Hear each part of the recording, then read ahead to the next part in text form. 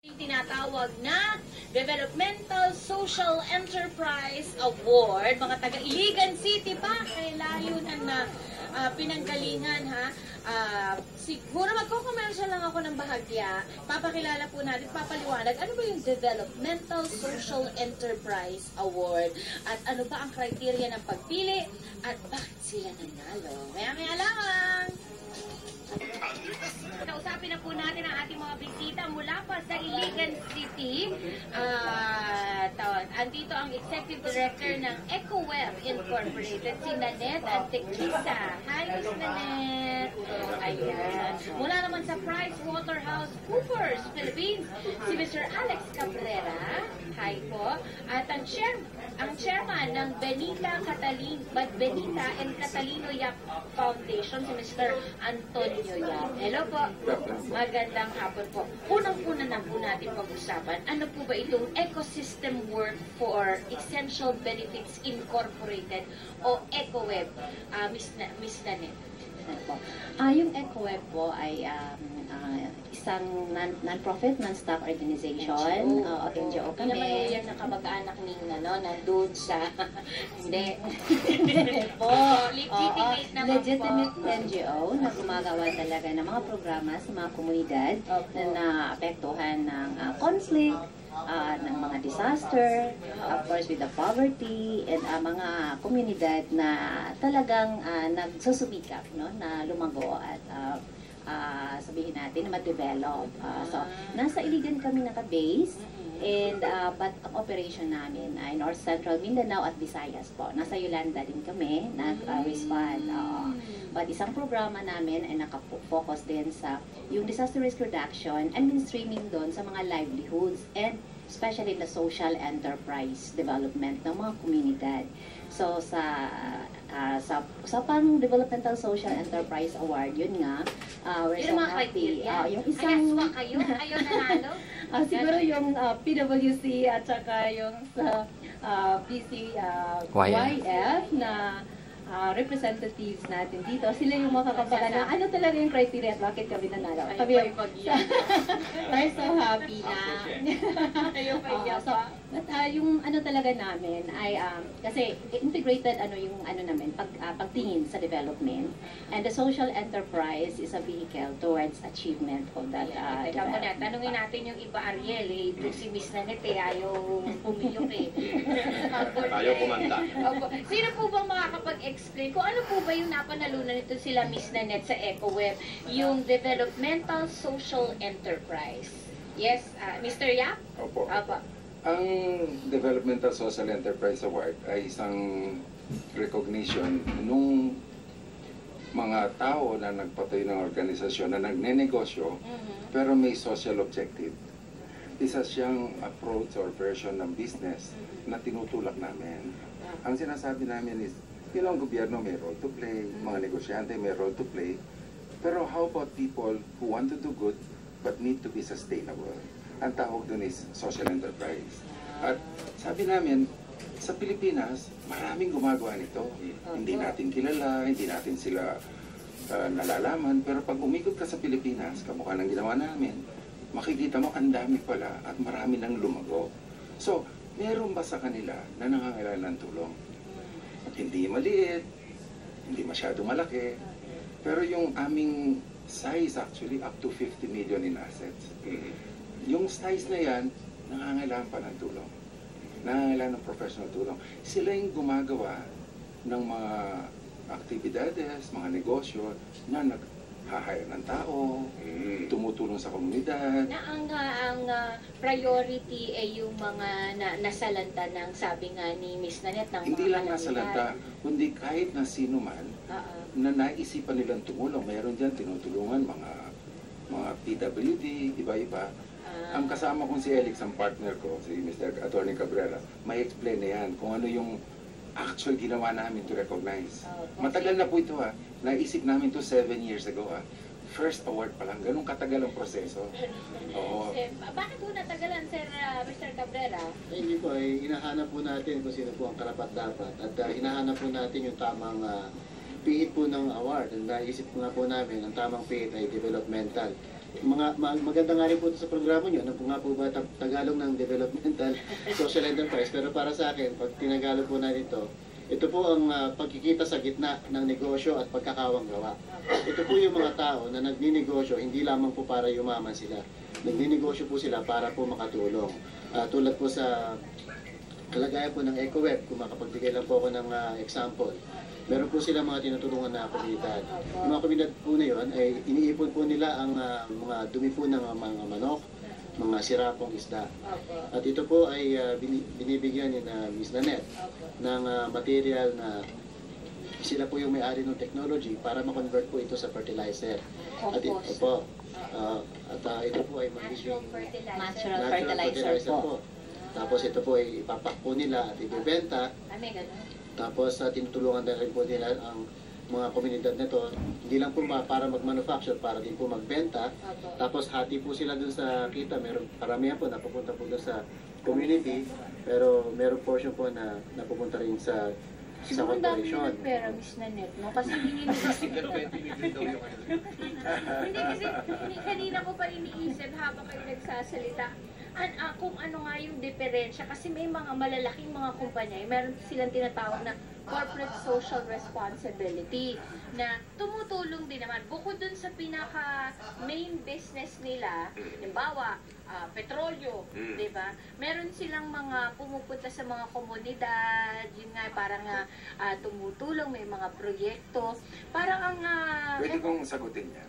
Because actually may malaking diferensya. Pag nag-CCSR ka, kasi kami sa foundation, meron din kaming mga ginagawa to recognize sa CSR. Pag nag-CCSR ka, normally, tapos ng negosyo mo for that year, may profit ka, at ginagastos mo for a good cause, at tinutulong mong komunidad mo because it's good responsibility to deal with those nakasama mo, supplier mo, whatever. Pag nasa social enterprise ka, mas malalim ang commitment mo.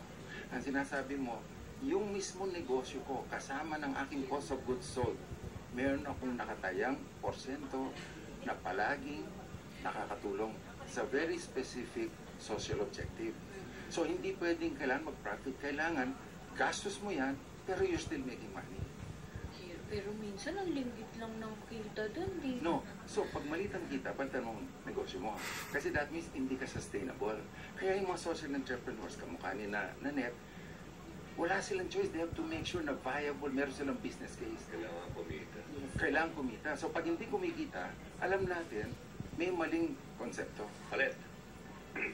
Kaya lang, Modify, yung revise, Sige. gano'n. Yung usually kasi yung ganyang mga negosyo, ang hirap kumita niya, parang napakatagal bago mo ma-harvest yung fruits of your labor. Yes, attorney. Iba't iba naman po ang negosyo, tulad po nung isa na may seaweed farming, mabilis-bilis po yun. Ayun. Pero ito nga po yung point nung Yung awards. Kailangan natin makapag-develop ng awareness. Tamang-tama po rin to sa mga legislation, sa bills po halimbawa ng ating social entrepreneur senator na si Pam Aquino. Although kailangan po natin kasing mabigyan ng kakaibang treatment ang social entrepreneur Sila tumutulong sila kahit hindi sila tinutulungan ng government. Dapat ba silang i-tax tulad ng iba? So yun yung gusto sana na magkaroon sila ng separate tax regime para man lang matulungan sila. Ibang kwento po yun. Kasi ibang chairman po yun. Saka mauna pa yung kay Manny Pacquiao doon. Teka lang. Bukod sa award, di ba, yung prestige na kay ginawaran, Miss Nanette, binigyan nyo rin siya ng budget extra. Konti po. Konti. Kasama yun sa napanalunan. Opo. Ilan po ba sila? Isa lang?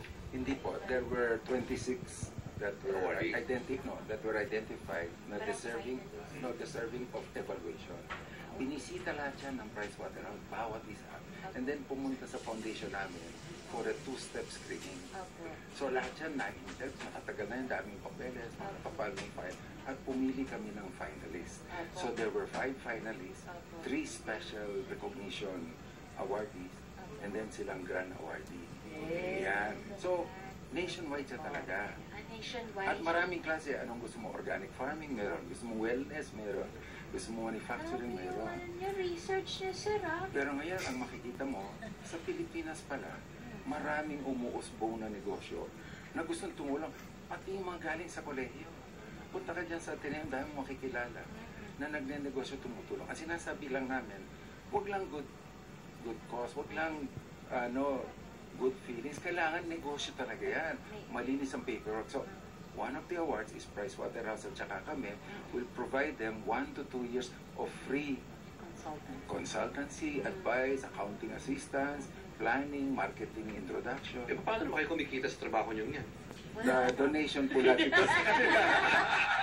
Meron kaming sariling ibang ginagawa. Para maging viable. Puro palapas yung pera niyo. Foundation. Yan yung CSR. Ito po yung magandang example ni Mr. Yap. Magkakaiba ng CSR at ng social enterprise.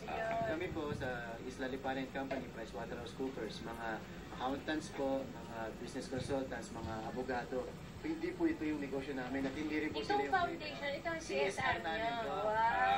Ayun. Sila, ang kanilang kinabubuhay, ang kanilang paniniwala ay ang negosyo at CSR ay magkasama. Kung hindi po sabihin na Ang ganun. tindi na Nanet. Ano bang mensahe mo para sa mga katulad mong nagnenegosyo para ng makataong nagnenegosyo? O, ayan. Sa base sa eksperyensya namin sa EcoWeb, hindi madali, no? Yung magnegosyo ka, pero hindi yung profit lang ang tinitingnan mo, kundi yung nagnegosyo ka para tumulong talaga. Kasi yun yung ng social enterprise, no? Developmental in a way. Hindi siya madali pero napaka-fulfilling. No? So, sa sitwasyon, especially sa Mindanao, kung saan kami, especially Iligan, ngayon alam natin ang sitwasyon ng Mindanao. Kasi partner namin sa aming pagninegosyo, mga isang grupo ay mga dating rebelde na ngayon ay nagninegosyo na rin. Sa partnership namin na ito, like sa paggawa nitong natural fertilizer, tinatawag namin eco-organic, nakita namin yung ang laki ng tulong din sa pag-transformation. Of course, lahat tayo Nakakapagpabago kayo ng buhay at oo, pagkatao. Diba? Siyempre, gusto naman natin yung peace and development. Ngayon, panawagan natin, may peace process tayo. Pero alam natin na ang pagkamit ng tunay na kapayapaan at yung sustainable development, hindi yan napakadali. Kailangan lahat magtulungan. No, sa simpleng negosyante, kahit korporasyon o pwede makatulong, no? So sa sariling natin pamamaraan. Sa amin naman sa EcoWeb, yun talaga yung mission namin as an organization. So Parang sinasabi mo na pasensya lang. Isis muna. Hindi naman nakikita agad-agad. Alam mo, ang gusto kong, kasi at best, no, maging inspirasyon kayo para sa mga ibang tao na puro pera-pera lang talaga pinag-uusapan na nakakatulong kayo. Gusto ko nga maintindihan, gusto ko matusok yung mga puso ng mga malalaking korporasyon na wala silang ginagawang permanente sa mga empleyado nila para walang benefits and things like that. yes You know what I mean? Yes po. Paano nila madudugas yung mga Yes empleyado po. nila? Yes Yung po. makakatulong talaga eh. Yes Bukod po. doon, yung CSR, very superficial. Yung halata mo na sugarcoat yung kanilang ginagawa, di ba? Hindi po ba sa mga CSR? Hindi may mga kumpanya kasi yung mandato ng batas yun na magkaroon ng bawat kumpanya ng CSR. Pero explain lang sa inyo. Para sa amin, at sa buong mundo yung mga kasama namin, tatlong klaseng CSR. Meron tayong CSR na sinasabi nyo, yan ang tawag dyan na traditional or historical CSR na you're doing it para it's good for you also. Ang tawag dyan is CSR 1.0. For the last 5 to 6 years, mayroong bagong konsepto nang galing sa Europa. Ang tawag is transformative CSR or 2.0. Marami dyan ang pumapasok na kumpanya at sinasabi nila, we must commit to help change society. Kailangan tumulong tayo sa sosyedad na talagang seryoso. Pero after profit. Tapos hindi naman sa foundation namin, about 11 years ago, 10 years ago, sabi namin, tayong mga Asyano, importante ang tao. Tayong mga Pilipino, importante yung human value and dignidad. Maglabas tayo ng bagong konsepto. We call it CSR 3.0, personal CSR. Sinasabi namin, kayong mga kumpanya, kayong mga gobyerno, recognize nyo ang importansya ng tao. Hindi lang sila may involved sa ginagawa nyo, pero kailangan sila magkaroon ng oportunidad kamukha nito. Pag ginawa mo yan, sinasabi naman namin sa mga tao, oy, imbibe nyo naman yung konsepto ng sustainability, konsepto ng charity, good, at ipasok nyo sa inyong pagkatao. Para ikaw na rin, in the long run, Yes. gagawa ng sarili mong Yes. proyekto o negosyo na sustainable. O sumama ka sa mga may kaalaman na gano'n ang gustong gawin. So hindi lang pag malaking kumpanya ang sinasabi. Para sa amin, ready at a personal level. Very good. Well, congratulations, Miss Nanette. Ano dumami kayo? Oo, congratulations sa EcoWeb. Yeah. Ito bang inyong award, Mr. Yap, Attorney Cabrera, yearly o meron lamang taon? Kasi sabi niyo 7 years. Hindi, kaya tumagal kasi tumagal namin in-explica kung bakit gawin. Ang daming bumabatikos. Kasi una. Oo, tsaka bakit kailangan DNA? Bakit hindi pag may profit? Sabi namin, pero may mga taong ganun sila kamukha ng EcoWeb. Ganun din ang pag-iisip ng Pricewaterhouse. Medyo mabagal ako may kasalanan niya. Ako yung... But this will this be a yearly thing already after? Ito pong award na to, itong proseso to is learning process even for us. Okay. So makikita po natin kung gaano kalaki ang volume ng developmental social enterprise. Kung kaya namin itong gawin taon-taon, gagawin po namin. Pero definitely ang may papangako po namin, taon-taon po, tuloy-tuloy po yung tulong namin sa developmental social Hindi enterprises. magtatapos sa awards na ito. Ako naman curious lang, partner. Narinig ko yung Pricewaterhouse sa Academy Awards. Kayo ba yun? O kami yun, yung sa Oscars. Ano nga ba eh. Yung the envelope, please. Kayo yun, ano? Pricewaterhouse Coopers na. Parang pinaka Sisipuri. SGB. Pareho po ng linya po. Lipa. Mas nalipan na po kami sa... Sila yung the envelope, please. From Pricewaterhouse. Kaya ito mo itsura ni Atty. Cabrera. Pang Academy Awards. Oo. Maraming Mr. Yap, Atty. Cabrera, Welcome po. Nanette. At salamat po. Good luck and more power. God bless you for what you are doing. Thank you po. Thank you. Maraming salamat po. Winnie po. Ano magbabalik ho doon?